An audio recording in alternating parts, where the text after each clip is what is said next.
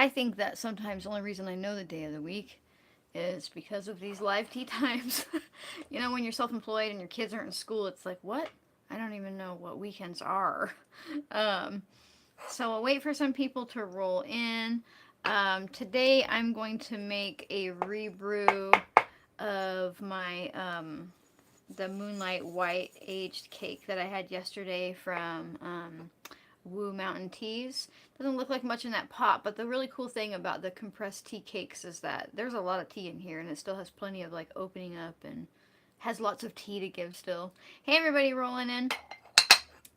So I am rebrewing that same tea from yesterday. I think I'm gonna go around the 175 range today though, and see if I can um, pull more of the L-theanine out than the caffeine. I felt a little bit of that caffeine yesterday. I was like, oh, okay, all right. Moonlight White coming through. I maybe went a little too hot with it, but I might have just been amped up too because I had like a business type meeting in the morning, and sometimes it's just my own OEs and nothing that I'm on. Good morning, everybody. Everybody rolling in. So today I thought somebody just asked me if I refrigerate your brewed tea or leave it out till the morning. I kind of just leave it out. I do. I really do. Maybe in the summertime I won't, right? Because it's warmer, but like it gets into the like low 60-degree range here in my house in the evening, and so I'm not too worried about it like going off. Plus I'll be hitting it with hot water, but sometimes in the summertime, yeah, I just pop it in the fridge. But when you do that, remember that you could do thermal shock, so like take it out in the morning before you have your tea, or I honestly, it's not gonna kill you. It would take a long time for bacteria to genuinely start growing, and whenever you hit it with the hot water, it's gonna stop that. Um, but some people will just rebrew it like all throughout the day, and if you're doing that, you don't have to worry about about it like growing bacteria because you're like brewing it again and again throughout the day. So I thought today we would do like the get to know me Q&A, but the assumption variety because those are always fun. Um, so what is the best tea for pre-labor? Oh, I was like, what's pre-labor? Like if you're going into labor, like I like raspberry leaf tea for that. Whatever you find calming. At this point, your body is doing what she's doing, and there's no stopping it now. Um, but yeah, so I'm just gonna rebrew this, and then we can do like an assumptions Q&A where you ask me like, oh, you say like I've always thought, and then you say something that you think that I believe in, or you think that I do, or that you've thought about me, and then I can tell you if that's true or not, and like where I actually exist on whatever that is, right? Okay, first we'll make some tea, and then we'll jump right in because these are always fun because we can do Q&As like normal ones. And a reminder, the health Q&A is on Friday. Um, but it's always fun to do like assumption Q&As because it helps. I feel like it helps people like drop like any romanticized notion they might have of me, or like because it's really easy for us to create like a reality of a person like in our heads, like what we think about them and like how we perceive them, and if we're not careful, and we don't, as the person that's like being an influencer, if we're not careful to kind of challenge that, when something drops away and a person's reality breaks, it can be it can be a nasty experience for everybody around, including yourself, when they freak out on you because you didn't meet up to their expectations. So um yeah, it's I don't know. Somebody said thank you for acknowledging when you don't know something and being real about that. Northern woman from your shores of Superior. Yeah, I think that's a big part. A big part of like being human that we could all work on, and it's something that I work on pretty hard as an herbalist. Like I don't want people to think that I know everything, because like my capacity to acknowledge the things I don't know to myself is crippling. I mean, like I'm hyper aware of all the things that I will never know, and it drives my neurodiversity insane. And so it's like I'm constantly learning, and people are like, "Whoa, how do you know so much?" I'm like, "Because I know so little." So I have to like I'm always pushing myself and learning more and being hyper curious and things like that, you know. But part of that is being like, I don't know, let's find out. And there's nothing wrong with that. Like at any point in time, if you are around me, I might be like, and you might ask me a question and be like, I have no idea, let's dig. And I'm like, huh, turns out, oh, look at this study. Oh, okay, all right, now we know a thing, right? Because that's the way it works. And I realize that I have stained my lips slightly blue, as well as my teeth with my breakfast morning smoothie, and that's gonna be okay. I was like, why do I look like I'm vaguely cold? I'm like, oh, there were so many blueberries in my smoothie this morning, and we're just gonna matches my dress. Okay, so if you have an assumption about me, you can type out in all caps, I always thought, like that person just did, and then whatever you assume about me, and I'll answer. So this person said, I always thought you never bake goodies, aka sweets. That's not true. I don't have a lot of time to bake, but sometimes I'm like, oh, I'm going to make like 47 chocolate chip cookies, and we will eat them all over the next 3 days. Right. I really do. I do like to bake, things like that. I just never have time. But I also really love to bake bread. There's nothing more exciting and or disappointing, depending on how it goes, when I open the oven and I'm like, oh, a big, beautiful loaf of sourdough red bread rose correctly with a beautiful ear and it's all crackly looking. I love that so much. I've been baking bread for a very long time. Gosh, on my own for like what is it, 15 years now, and that makes me feel old for some reason. But yeah, so yes, I do. I always thought you engaged in metaphysical practices. Well, it's a really broad term, metaphysical practices, much like pagan is, but I guess because like I'm an animist and like I believe like the land is alive, I suppose just existing is a metaphysical practice. But no, I don't have like any like really specific practices that I do, right? It's all just like it's always just flowed to me like naturally and I'm just existing in it. Like for me sitting by a river is pretty fucking metaphysical sometimes. um I always thought you didn't believe in Bigfoot. Yeah, I totally believe in Bigfoot. Vaguely married one. I definitely believe in Bigfoot, and I grew up with stories about Bigfoot from my grandma about how she would leave like old pies and things out and trade for like big pieces of meat. Like she would talk about how if you left food out, like usually she said it was always like pies or sweet cakes was always the best. If you left those out, she'd end up getting like a whole like hind rear leg of a deer that was like ripped off and like left on a rock. So yeah, I grew up with stories like that. I always thought you can help me with benzo withdrawal. Help, please. Oh, sneaky, sneaky. Yeah, I've actually talked about that a lot um, over the past couple years, and Q&As and things like that. So definitely dig through my health Q&A playlist. And then of course Friday is my health Q&A. I always thought you had natural home births. No, I didn't. I had horrendous birth stories. Actually, I was 17 when I got pregnant with my son, and I was 18, and now to be when I gave birth. And now to be fair, through that entire pregnancy, I read every Ina May Gaskin book that you could possibly get your hands on. I was having libraries order them in for me. And if you don't know who she is, she's like the midwife. Like she paved the way for like every midwife that exists, going past her anyhow. But I had this whole birth plan, but my abusive OBGYN didn't give a fuck. And she like forced me to have a baby when I wasn't even in labor or anything like that. And it was like really violent birth. It took me about a month and a half to be able to walk again.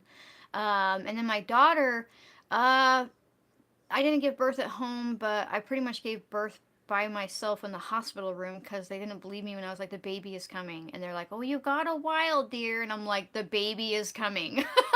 And it was like maybe 10 minutes, like full labor started, and out came Temperance Ann, 9-pound baby, just boom.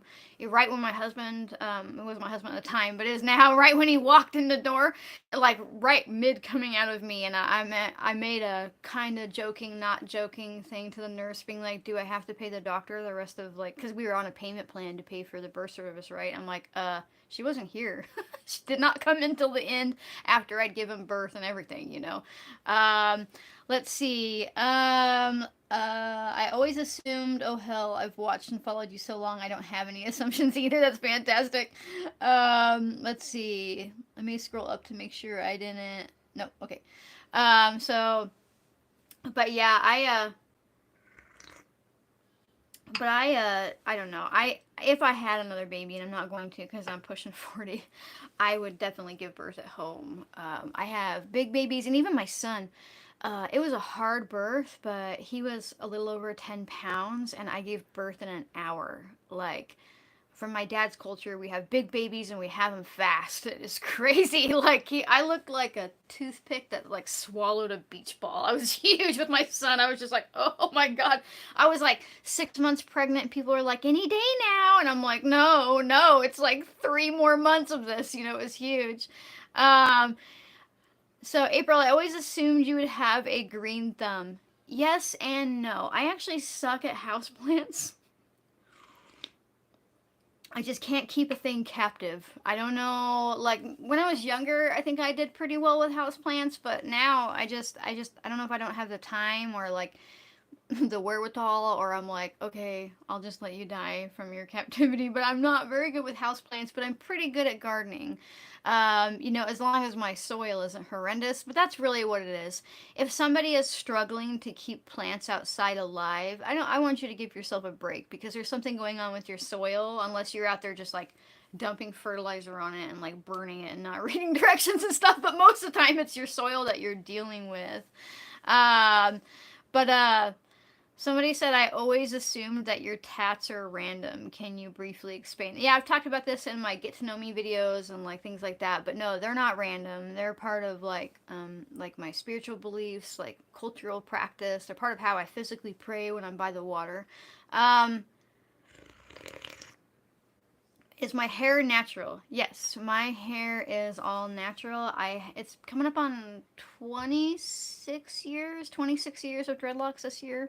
I started when I was 13, and I'll be turning 39 in July. And by started, I mean I stopped brushing my hair. And so it was, you know, but I was homeless at that point, so it was like I had the space to be like as dirty as that requires for them to really form naturally, you know, but like you don't have to necessarily be dirty. I just didn't have access to showers and stuff. So yeah, but started that when I was 13 and I'm almost 39. Um I feel I feel you. I had a big baby and fast. Two were fast, and I'm 5 foot tall. Yeah, sometimes I wonder because I know that I have a short birth canal. I've been told that a bunch. I'm like, did that matter? Did that just make them? Is it because we're short? They have like a shorter way to go. I really don't know. You know. Yeah, when I take my hair down, it drags on the ground. But well, depending on the dreadlock, but most of them are hitting the ground by anywhere between like 3 to 8 inches or more. You know, and I'm 5'4", so that's how long my hair is. Like 5'6", 5'7". Um, but but yeah, you know, I I don't know. I sometimes look at little babies and get the hormone rush. I'm like, ooh, but I'm like, nope. Nope. It's okay if people want to have babies later in life, but like I put my time in early. Real early. The tea just took me. It's like no more baby.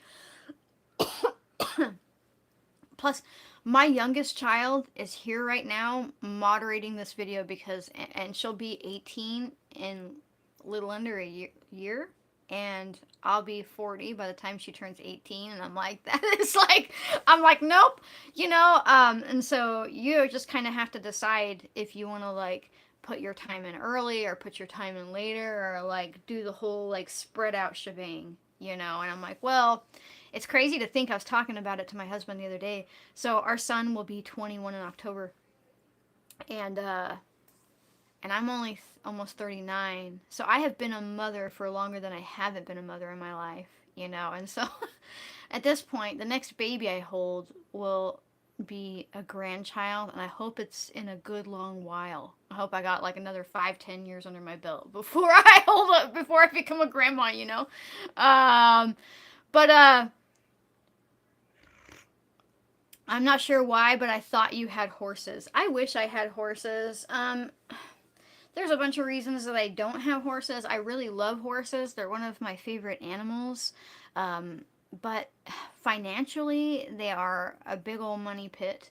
But also, where we live, we have wild horses everywhere. Like, they're a problem here. And people are like, oh, wild horses. But did you know they're actually invasive to the United States? They're, like, not native to here.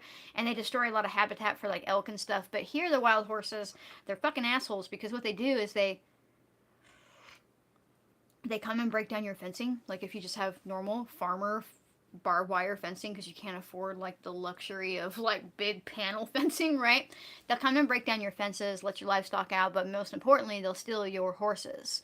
They will come and steal all the mares, and if you have a stallion, or, male horse or anything like that, they might beat the fuck out of it. And if you have some castrated males running around, they will beat them to death. Like, it's crazy. Like, they will come and, like, abduct your shit.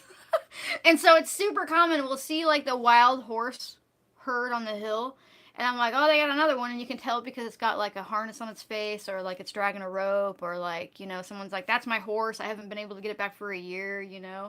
But yeah, I I love them. I do. They're a big part of my culture. But I like if I could afford a vanner horse, that would be fantastic. Even one of the smaller vanners. They're just so expensive and so much upkeep, and really, even the alfalfa that you have to feed horses, it's like you have to give them very nice feed, or they go lame really fast.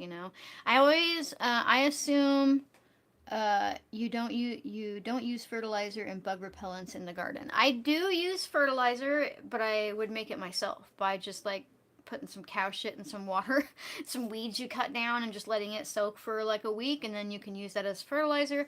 Bug repellent, I like to use like garlic infused water for that. Works really well. Plus, I know I'm not like poisoning myself with soil or anything down that. Diatomaceous earth works good too.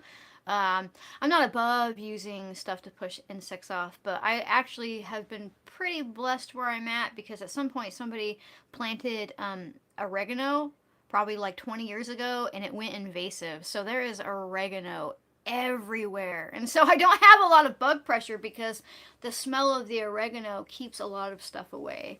Okay, so I always assumed you smoke a lot of weed. Nope, I don't smoke weed at all. For years, I definitely sold a shit fuck ton of weed and was into the medical marijuana industry. And when I was younger, I smoked more weed than you, right? Because it was just what you did for your living, and it was everywhere. It was not uncommon for me to smoke an ounce a day. But I stopped smoking weed when I was like 20, 21. And I'm almost 39, but no, I don't smoke weed at all. May I ask what your culture is? I am an Irish traveler, which does not mean that I'm an Irish person who is traveling. It's an actual ethnic minority, and we are like the indigenous people of Ireland, although there's also Scottish travelers, and there's British travelers, English travelers. Um, if you're in America, you've never heard of me. And if you have, it's a derogatory thing. And if you Google me, you'll read nothing but racism. Right. Like, not me in particular, but like if you Google Irish traveler, they'll be like, warning, they're coming through town. Like, they still put that shit in papers in the US. Over in the EU and different parts of the EU, they will have signs and windows that say no babies allowed, no Irish travelers. They'll kick you out. There are all types of videos on YouTube you can watch of them, like, being like, sorry, you can't come in here. Well, why? Why can't I come in here? And like not letting you rent rooms and not letting you eat in restaurants and all kinds of shit like that. Um, but yeah, let me see. No, let's see. I assume you're writing a book on nutrition and lifestyle. I'm not. I'm not. I probably could at some point in time. I am slowly working on what I call the I am of protocol, which is, I guess you could say, lifestyle, because it's more about like reclaiming your health with like reconnection to the land, except for I'm stripping away all the spiritual aspects, right? I'm not saying that that's not important, but I feel like it shuts a lot of people out from reconnecting to the land because they feel like they don't look like they're supposed to, sound like they're supposed to, exist or believe like they're supposed to, and they don't feel like they can fit into that super woo woo area, right? And I'm like, let's just get all that shit out of the way because the land doesn't give a single fuck, you know? And then I'm talking about like science backed like practices, like I always know, we've always known, and cultures have always known about like connecting to the land and how that's important to your health. But like, I want to talk about that, but also I want to show you the studies. That way, I don't know, people are skeptical about it, but I want to show you that like most of your core health issues, even genetic stuff that you inherited from ancestors, is a direct result of our disconnection from the land, no matter how many generations back it started, right? And so that's what I'm working on, and I want to make it a protocol that people can easily follow. So I guess that's like lifestyle, right? And I guess I'll talk about some food in it. Fuck, I might be writing a book about lifestyle and nutrition. Okay. I always thought you only eat what you grow, raise, like no processed foods. I don't eat a whole lot of processed foods, if any, really, but I definitely don't raise all of my own food. I think there's a big misconception and a big disservice in the homesteading community where people like strive to produce all their own food and every single need they have, thinking that people used to live that way, but that wasn't the case. Usually people like focused on the one thing or the group of things that they did, and what they didn't do somebody else did, and you swapped and you bought and you purchased. And most homesteaders were ordering in wagons of grain to eat and things like that, you know. We do raise most of our own milk, meat, eggs. We are in the process of slowing down on cattle though, but we would still have cattle from spring to fall. I just don't want to overwinter them anymore. So, you know, and so far it's been about 2 months now since I've bought any greens, you know, so we definitely produce a lot of our own stuff, but I'm not growing my own fucking wheat or grains or any of that stuff is like really labor intensive, even if you have equipment. Um, so let's see. I always assumed your husband is part, you said American Indian, but I assume you mean Native American. Nope, he's not. He's like hardcore, like, so his dad was adopted, but well, I do air quotes because he was adopted, but we're pretty sure that it was from within the family because in that time of reality, like if a young girl got pregnant, they just like shuttled the baby away to a relative, right? And so we discovered a lot of that doing his ancestry. He's like Bohemian Gypsy Czech Republic type. Like he's as hairy as you can imagine. Like no, my mom and her family are indigenous to here, and I grew up here on the reservation that I live on. Um, but yeah, so not an assumption, but besides herbalism and gardening, what are your other passions, hobbies, if you had time for them? Yeah, and that's the truth. If I had time for them, I really like intricate seed bead work. I don't have any in the back office to show you, but like, I mean intricate. Like, I find like size like 15 beads like hurt your eyes. Like when I'm older I won't be able to see these beads to work with these beads, and I don't really have time to do it much anymore, but I like it because it lets me zone out. Like it can take me like 6 months to a year to finish a piece if it's big enough and intricate enough. I do like that. um I have always assumed you hate doctors, and don't blame you. They treat us like guinea pigs. I don't really hate doctors. I'm just chronically disappointed. I'm like let down. I'm like, oh man, you need to retire. You don't really want to help me. You just want to push a pill. And I'm always like shocked, and I don't know why, because I face it all the time, at how little they are willing to dig for anything. Right? Like they really just don't care anymore. Like when you go to a fucking endocrinologist and they do a hormone panel and they don't check all of your hormones, they were like, oh, your estrogen is fine. I was like, well, what was my progesterone and my testosterone at? And they're like, we didn't check that. What the fuck? How are you going to tell me that my estrogen is fine if you're not looking at it in comparison of the other two primary hormones in my body, right? You don't know if it's sky high compared to my progesterone. Is my progesterone low? Is my so I get frustrated, and then I don't like how often they belittle me or treat me like I'm just a hysterical woman, because we've all experienced that if you have a vagina, right? Or it just doesn't matter when I go in, right? And so I'm just fucking over it. Um, I assume and probably know now you have no time for you. Uh, Moderately accurate. Yeah, but I have no choice. Like, I don't know who, if you're having to be the one that's like keeping a roof over your head and the bills are paid and taking care of your family's health, like I don't really have a choice. Like, there is no option for me to step back and step down or take a break from that. But I have been making like headway with getting help with the apothecary. Like, and I know like a lot of people are like, oh, when is this going to be back in stock, when is this going to be back in stock? And I do need to get down into the apothecary, but truthfully, I'm getting to the point where if I can't get help like outsourcing what I'm making like through like an ethical company within the US, like I just can't do it anymore. And I am making headway on that. Yesterday I just had a meeting about one of my creams. We're working on nailing down with a place that's going to help me make all my creams, but like I have to get it just right, because I don't want you to, there can't be any difference from when you get it from me or they make it for me. And they have to have my formula fucking nailed. And I'm pretty sure we solved that yesterday with a meeting, and it was actually really humbling. And I don't know, it was weird because I go into those meetings not feeling super confident, and then by the end of it I've taught them something, even though that they are like the formulation chemists that went to college. They're like, we can't get this to work, it keeps turning this dark red and it's not, and it's this and it's that. And they're like, well, I was like, well, what, the green tea that I use? And they're like, well, we're using this green tea. And I was like, that's sencha.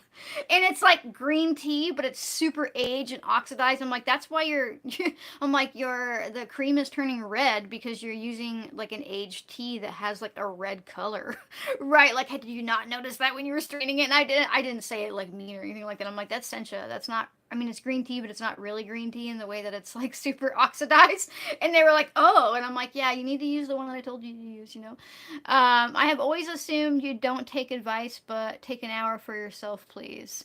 Um, yeah, I mean, I will take advice, but usually what happens, because the way my brain works, is people give me like the most fucking basic advice, and I'm like, oh no, I had never thought of that. Like when people were like, have you thought about hiring people? I'm like, wow, you blew my mind. That has never crossed my. And I know people like mean well when they do that, but sometimes if you give like really basic advice, it's almost kind of like undermining in a way, or like it assume you assume the person hasn't like spent lots of time thinking about this. But what I was saying is, now that I've had help with a lot of production, I do have more time for myself, which is the only reason I have a garden. I assume you are a soul who has past lives as a healer, shaman. Your soul mission is definitely sharing healing from the earth. I don't know. I don't know. The only thing I kind of believe more in like shared memory from like other human experiences and bloodlines than like having past lives. But I don't know, like I had this distinct dream a lot when I was a kid, where I was in this little brick house, this really old brick house from like the 1800s. And there was a potbelly stove and it was super hot. And I was looking up at my grandma, but she was much younger, like well before I ever knew her. And then I got burnt really bad by a wood stove. I remember like being upset by that, but I remember the way the house looked, where the creek was, all this stuff. And then later in life, I was talking to my mom about it, and she told me this random story of when her mom took her over to one of her aunt's house or something like that, and she got burnt really bad by a wood stove. And I was like, holy shit.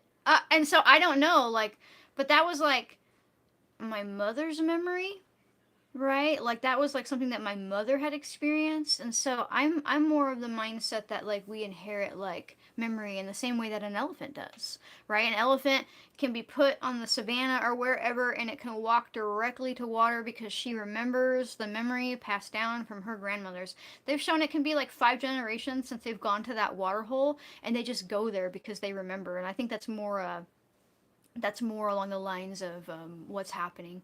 But somebody says, I have been enjoying Tapple green tea lemon. That sounds tasty.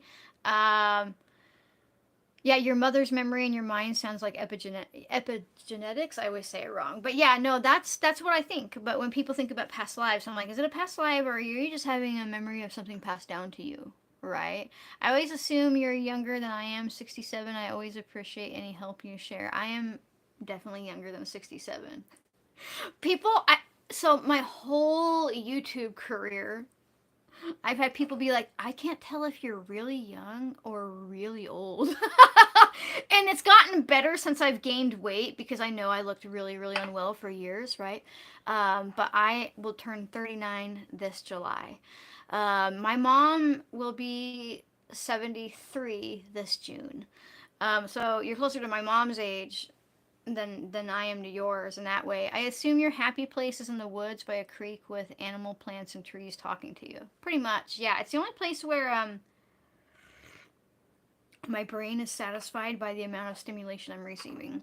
Like all the color hues, all of the sounds, the smells. I'm hit on all sensory levels, and it actually relaxes me because what happens is when I'm in a house or things like that, I don't have enough input, so my brain goes looking for input, looking for information, looking for sound, looking for learning, looking for anything constantly. Like my brain is separate from me. There's me, and then there's my brain that doesn't care about my physical human limitations. um, but nature definitely it quiets all of that for me. It's the only place it really is. Um, but yeah, so anyhow, I have really, really enjoyed this tea time. I felt like it was a good way to get to know me. I know a lot of you probably have health questions, and as a reminder, those are on Friday. So day after tomorrow is the health Q&A. If you would like to support my capacity to just be a human with you, to teach freely, to keep a roof over my head and tea in my pot, consider becoming a member. It's a way to throw me just a couple bucks a month as a thank you. There's nothing hidden behind a paywall. You do get early access to videos if I happen to upload them early. I haven't been able to in like 3 weeks. Well, I guess I did upload that water kefir video like the evening before it published. If you can't become a member, don't worry. I always release my videos on the weekend to everybody, so it's just like a little baby time wall versus a big old paywall.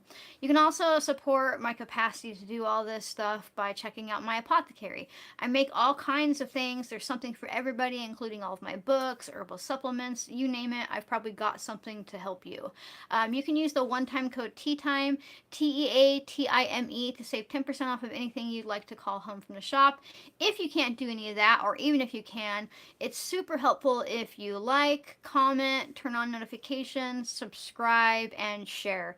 Sharing is even extra helpful because it helps get my work out there. It helps other people learn that they're smart enough to do this too. It's okay to just be a real human and all that kind of stuff. And it's really just really helpful. So thank you so much for hanging out with me this morning, folks. And I will see everybody tomorrow morning during the next tea time. Bye.